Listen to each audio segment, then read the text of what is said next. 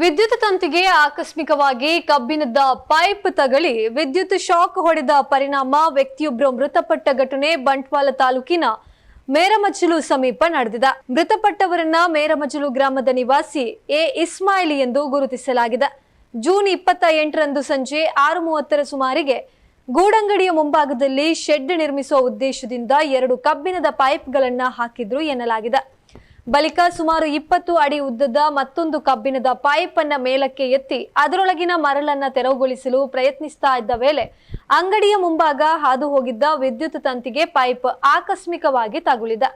ಇದರಿಂದ ಇಸ್ಮಾಯಿಲ್ ಅವರಿಗೆ ವಿದ್ಯುತ್ ಶಾಕ್ ಹೊಡೆದು ನೆಲಕ್ಕೆ ಬಿದ್ದಿದ್ದಾರೆ. ತಕ್ಷಣ ಅವರನ್ನ ಮಂಗಳೂರಿನ ಪಡೀಲ್ನ ಖಾಸಗಿ ಆಸ್ಪತ್ರೆಗೆ ದಾಖಲಿಸಲಾಯಿತಾದರೂ ಅವರು ಚಿಕಿತ್ಸೆ ಫಲಕಾರಿಯಾಗದೆ ಆ ದಿನ ರಾತ್ರಿಯೇ ಮೃತಪಟ್ಟಿದ್ದಾರೆ ಎಂದು ಮೃತರ ಪುತ್ರ ಮೊಹಮ್ಮದ್ ಸಫ್ವಾನ್ ದೂರಿನಲ್ಲಿ ತಿಳಿಸಿದ್ದಾರೆ. ಈ ಕುರಿತು ಬಂಟ್ವಾಳ ಗ್ರಾಮಾಂತರ ಪೊಲೀಸ್ ಠಾಣೆಯಲ್ಲಿ ಪ್ರಕರಣ ಕೂಡ ದಾಖಲಾಗಿದೆ.